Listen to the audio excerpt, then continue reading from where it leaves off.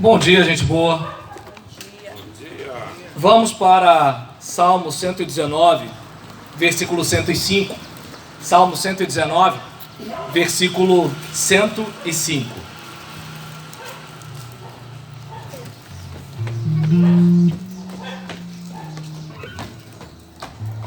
Salmo 119 tem uma mensagem que fala muito sobre a palavra de Deus, sobre a importância dela para a nossa vida. E esse salmo também vai descrevendo a palavra de Deus com vários nomes. E nesse momento aqui, a gente verifica que o salmo está dizendo que a palavra de Deus é como uma lâmpada. E o texto diz que lâmpada para os meus pés é a tua palavra e luz para o meu caminho. Ou seja, se você está caminhando num lugar que é escuro, se você está caminhando num lugar que você não conhece, você não sabe se de repente tem algum buraco, se tem algum bicho, se tem algum desnível, alguma coisa do tipo, e a palavra é como uma lâmpada. E eu, pelo menos, observo aqui na Bíblia como se ela fosse um manual de instruções para a nossa vida. E a proposta dessa manhã é que você veja a Bíblia como um manual de instruções. Eu não faço a mínima ideia de como é a sua vida, você que está ao alcance da nossa voz. Eu não faço a mínima ideia de quais são os problemas pelos quais você passa, mas uma coisa eu sei. Eu sei que se você aprender com a experiência de outras pessoas que já passaram por lutas e já passaram por dificuldades e hoje, né, elas são referências para nós através das histórias bíblicas, você pode dar a volta por cima diante de alguns problemas pelos quais você tem passado. E enquanto a Bíblia para nós ela é lâmpada, ela é luz, ela ilumina a nossa vida, eu gostaria que você observasse a necessidade dessa luz divina para a sua jornada. Você, por exemplo, quando quer saber alguma coisa, você vai lá no YouTube, você faz uma pesquisa. Se você não está entendendo direito a aula que o professor está dando, se você quer se preparar mais para o Enem, ou se você de repente quer fazer um bolo, alguma coisa do tipo, você vai na internet, você pesquisa. No meu tempo a gente tinha enciclopédia, né? Barça, Britânica, esses negócios assim. E assim você lê um livro, você tenta se informar. Para quê? Para você pegar uma experiência que você não tem, de alguém que já passou por alguma coisa que você ainda não passou, de alguém que sabe alguma coisa que você não sabe. E isso é um gesto de humildade em que você percebe que você não é aquilo que você gostaria, que você não sabe aquilo que você gostaria de saber, que você ainda não tem a competência para alguma coisa que você quer alcançar, e aí você vai em alguém que tem algum conteúdo a mais. Claro, quem é orgulhoso vai continuar sem saber o que sabe, mas se você for inteligente, você vai buscar com quem sabe alguma coisa que você não sabe. E aqui a gente observa, por exemplo, esse gesto de humildade quando a gente vai a Deus, quando a gente vai para as Escrituras Sagradas, quando a gente olha, né, para essa nossa caminhada, para essa nossa vida e pede luz divina. Precisamos da luz de Deus para a nossa vida. São tantas decisões que temos que tomar, com quem casar, quem namorar, onde morar, como educar o filho, como lidar com os familiares, como conviver com a sogra, como é que a gente, qual o melhor segmento do mercado de trabalho. Eu vou trabalhar numa área que vai me trazer sustento, mas vai me trazer felicidade. Eu vou trabalhar numa área que vai me trazer alegria, mas vai me trazer sustento. Então, quantas decisões a gente precisa tomar no dia a dia? Ou então alguém enche a nossa paciência e aí você quer dar uma pranchada na orelha do cara. E aí você pensa o seguinte, peraí, que decisão eu tomo? E eu não sei se dá para perceber que muitas vezes a gente, pelo fato de não receber a orientação adequada, a gente toma uma decisão errada e as decisões trazem consequências. Se você tem experiência, se você não tem, se você sabe ou se você não sabe, não interessa. As suas escolhas vão trazer consequências. Você pode ser um cara legal, você pode ser uma moça bacana, mas as escolhas que você fizer vão trazer consequências para a sua vida. Então eu e você precisamos da luz divina para nos orientar. São tantas decisões, são tantos riscos. E muitas vezes são decisões que a gente vai tomar que vão ser fáceis, mas outras vão ser difíceis. E eu não sei se você percebe, né, que diante dessa situação, nós nunca saberemos tudo o que devemos fazer como cristãos. Porque muitas vezes você acha assim, o crente faz assim, e não é verdade. Não é verdade. Você vai ver homens de Deus na Bíblia que eram cheios de fé, mas que recorreram ao uso de metodologias humanas. E você vai ver ao mesmo tempo homens que conheciam muito de estratégias humanas e tomaram decisões que pareciam até estúpidas, mas eram decisões de fé. Ou seja, existe tempo para tudo. E como que a gente lida com isso daí? A gente vai lendo a Bíblia e vê aquelas histórias de pessoas que não tinham a tecnologia que nós temos, mas eram seres humanos como nós, tinham que lutar contra a inveja, tinham que lutar, contra a luxúria, tinham que lutar contra a avareza, tinham que lutar contra vários problemas que nós lutamos hoje. E hoje, apesar de todo o conhecimento, de toda a ciência, muitos de nós caem nas ilusões. E mesmo quando a gente não está iludido, a gente tem dificuldade de vencer as nossas próprias paixões. E muitas vezes as nossas paixões vão levar a gente para o buraco. Quantas pessoas já não quebraram um aparelho de televisão porque o seu time perdeu? E além do time ter perdido, ficou sem a televisão. Por quê? Porque foi levado por uma paixão. Ou de repente uma pessoa entrou numa briga e aquela briga trouxe problema para a sua família. Por quê? Porque foi levado pela sua paixão. Então é importante que eu e você aprendamos à luz da Bíblia como é que a gente faz para lidar com isso. E eu gostaria que você observasse que a Bíblia lembra que toda a Escritura ela é inspirada por Deus. A Escritura, além de inspirada por Deus, ela é útil para o ensino. Ou seja, Deus quer ensinar a gente, olha, o que deve ser feito. Mas além de ensinar o que deve ser feito, ela também é útil para a repreensão. Ou seja, quando a gente faz uma besteira, vai tomar uma chamada. Talvez o pregador não fale para não se aborrecer com as pessoas, porque vivemos na época do politicamente correto. Mas antes do pregador nascer e depois que ele morrer, a Bíblia vai continuar chamando o pecado de pecado. A Bíblia vai continuar condenando alguns atos. E a Bíblia vai continuar nos desafiando a ter uma vida melhor. E aí, diante de uma situação dessa, a Bíblia, ela é útil para o ensino, ela é útil para a repreensão, mas também para a correção. Deus não é aquele pai que apenas briga, mas é aquele pai que briga e coloca a gente no rumo certo de novo. Às vezes Deus orienta, faz isso, e a gente não faz. E aí ele vai dar uma chamada, que é a repreensão. E aí depois ele mostra para a gente como se faz. A Bíblia é útil para o ensino, para a repreensão, para a correção e também para a instrução. Olha, vou te mostrar que é desse jeito, e a partir daí você segue sua vida.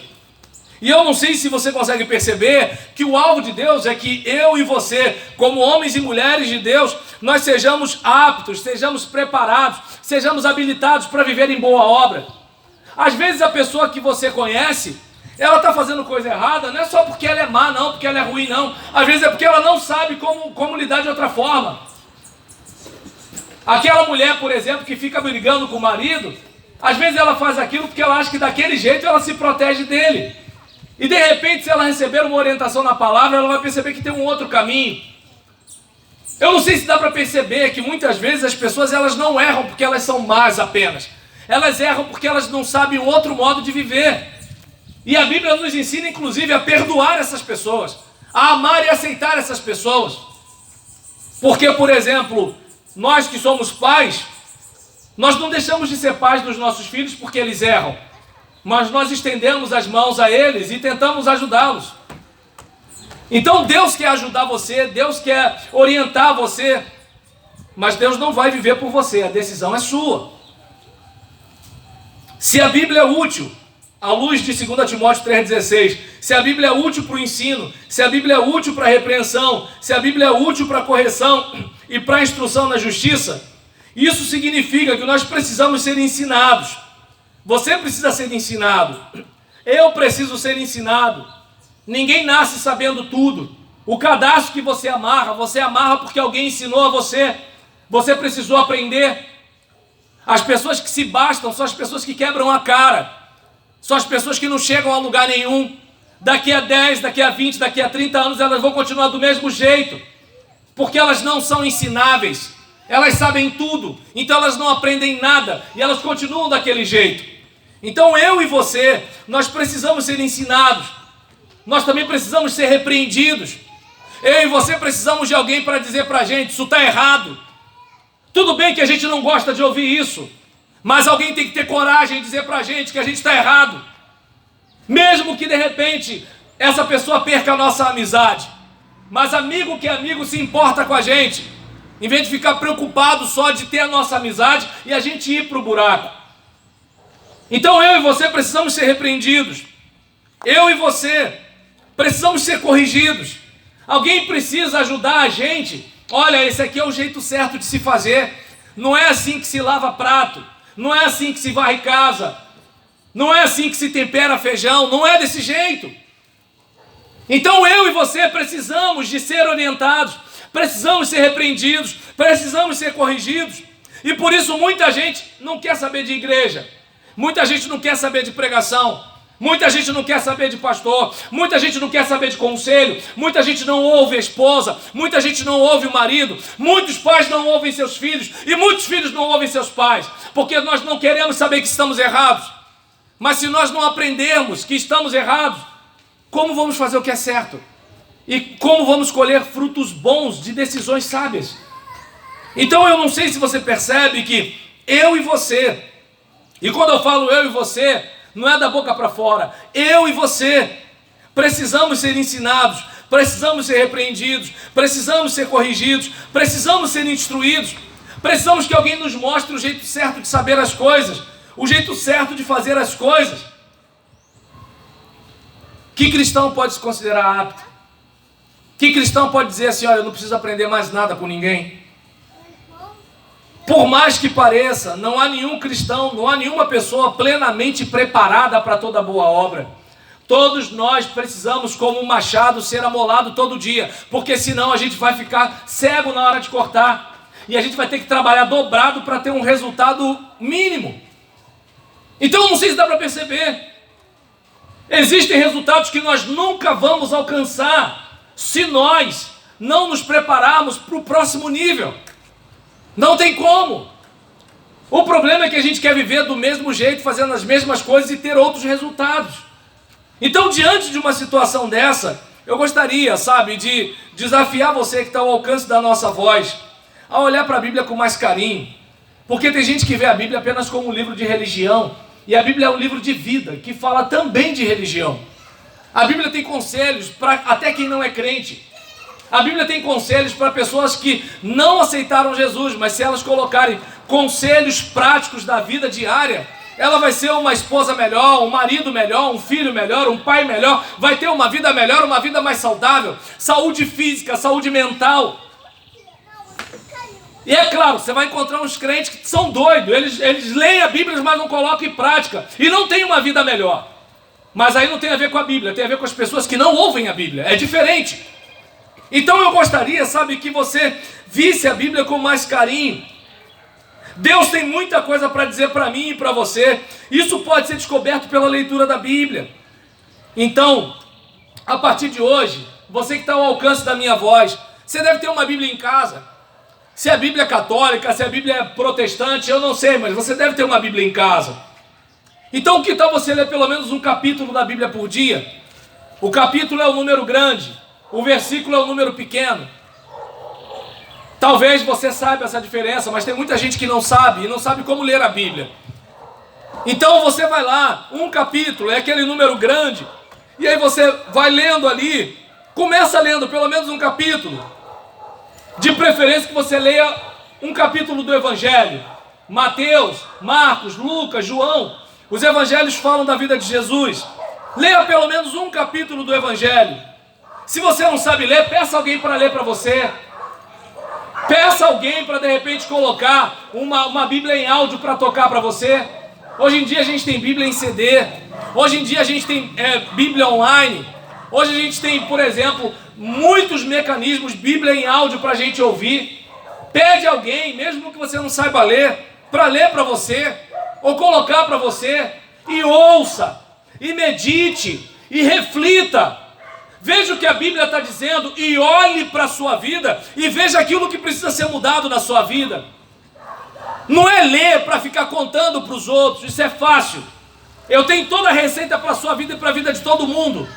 A questão é se eu leio a Bíblia para eu mudar e melhorar. Esse é o desafio. Eu não estou pedindo a você para ler a Bíblia para saber muito. Eu estou pedindo a você para ler a Bíblia e melhorar como pessoa. Então, eu faço esse pedido para você. E algumas dicas. O que é evangelho? Evangelho significa boas novas. Evangelho significa boa notícia. Ou seja, Deus tem uma boa notícia para você. Deus tem a notícia de que Jesus veio a esse mundo para mudar a sua história, para pagar pelos seus pecados, para lhe transformar em filho de Deus.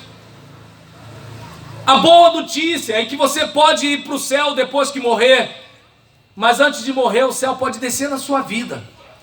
Amém. Tem gente que tem aquela preocupação de não ir para o inferno. Meu querido, eu não sei se dá para perceber, tem gente que não foi para o inferno, mas trouxe o inferno para a sua vida. Tem gente que vive o inferno em casa, tem gente que vive o inferno no trabalho, tem gente que vive o inferno na saúde. Então não sei se dá para perceber que o alvo não é apenas você ir para o céu quando morrer, mas o alvo é o inferno não fazer parte da sua vida. A sua vida pode ser melhor. A Bíblia diz que o ladrão veio para roubar, matar e destruir, mas que Jesus veio para que você tivesse vida abundante. E eu pergunto para você, seja você crente, seja você que não é crente, você está vivendo a vida abundante que Jesus prometeu? Ou você está cheio de mágoa, de rancor, de orgulho, de inveja? Ou você é escravo do seu próprio corpo? Ou você sacrifica a sua família por causa de um desejo? Ou você, por exemplo, por causa da avareza, está prejudicando a sua própria casa? Eu não sei se dá para perceber, o maior problema do homem é o próprio homem. O problema do mundo que a gente vive não é um problema político, não é um problema econômico, não é um problema da violência, não. O problema do mundo é o coração do homem dado ao pecado. O problema do mundo é o homem entregue aos seus próprios desejos. E por isso, o homem mata, o homem morre, o homem trai, o homem mente. Porque para ele o importante é ser feliz. Mas esse pobre homem cego pelo pecado, ele não enxerga que essa tal felicidade é uma ilusão. É uma ilusão, ele está querendo viver um momento sacrificando uma história. E para isso se manifestou o Filho de Deus, para desfazer essas obras do diabo contra a sua vida. E a igreja se levanta nesse dia para proclamar isso. Há vida em Jesus. Amém, glória a Deus.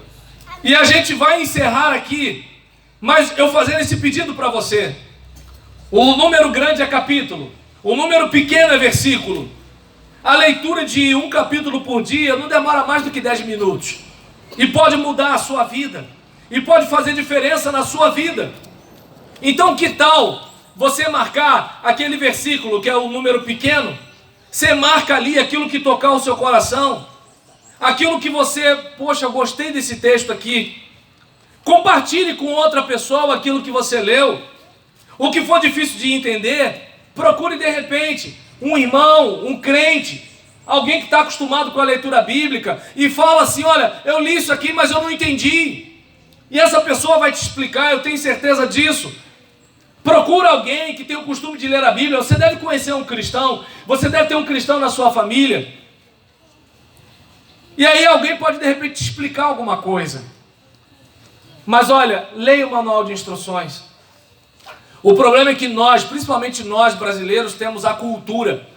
Nós temos a cultura de comprar um aparelho e não ler nada. E aí, às vezes a gente opera o aparelho de um modo errado. E a gente às vezes estraga, às vezes a gente dá defeito. E da mesma forma eu e você, como seres humanos. Deus nos fez e preparou um manual de instruções para nós vivermos. E você pode escolher. Você pode escolher saber como você funciona. Você pode escolher como lidar com as maldades do seu próprio coração. Você pode escolher como lidar com a maldade das outras pessoas. Como é que a gente vive nesse mundo doente? Como é que a gente faz para ter uma vida melhor? Como é que a gente faz para se proteger emocionalmente de tantos ataques? Como é que a gente faz para lidar muitas vezes com a nossa família disfuncional? Às vezes o pai é agressivo, às vezes a mãe é alcoólatra, às vezes o filho está viciado, às vezes a filha está presa. Como é que a gente faz para viver nesse mundo de tanta crueldade, de tanta corrupção política, policial, corrupção humana? Como é que a gente faz para viver nesse mundo? Eu gostaria que você pensasse nisso com carinho. Essa é a palavra. que eu vim compartilhar com você. Lâmpada para os seus pés e luz para o seu caminho é a palavra de Deus. E eu gostaria que você meditasse nesse louvor que vai ser cantado. Sabe, que você possa esconder a palavra de Deus no seu coração, para a glória dele.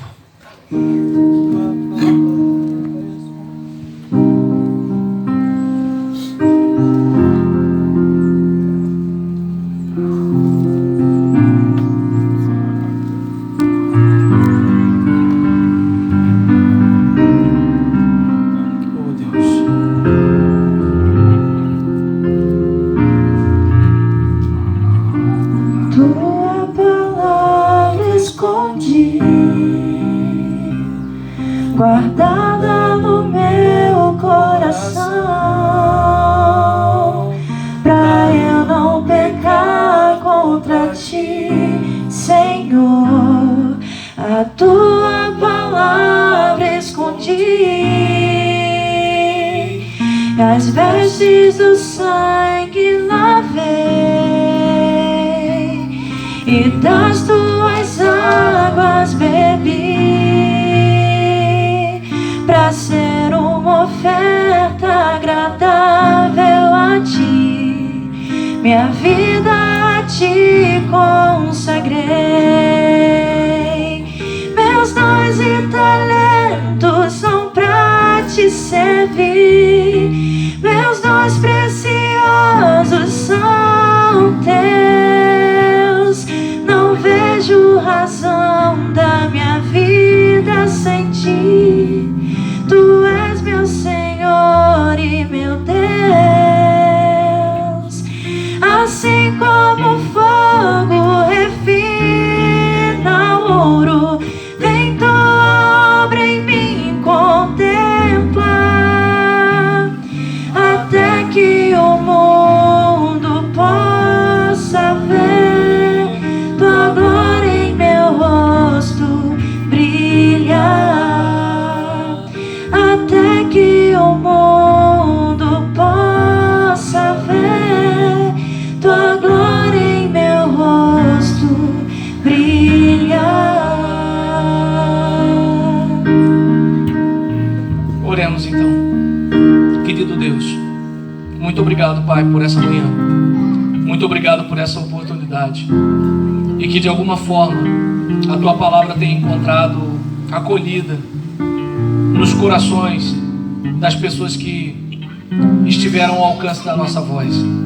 Sabemos que nem todo mundo abre o coração, e sabemos que muita gente ouve, mas não escuta ativamente. Sabemos que muita gente não presta atenção, e muitos que prestam atenção muitas vezes não obedecem. Mas eu creio, Deus, que a tua palavra não voltará vazia. E eu acredito que alguém, de alguma forma, deve ter tomado alguma decisão hoje para se tornar uma pessoa melhor. E eu creio que para sermos pessoas melhores, precisamos ler o manual de instruções. Precisamos saber como devemos viver. E eu peço a Deus que tu esteja nos ajudando para a tua glória, na força do teu Espírito, e em nome de Jesus. Oh Deus, ajuda a gente para a tua glória. Só o Senhor pode nos ajudar. Oh, aleluia. Assim como o fogo refina o ouro, vem tua obra em mim completa,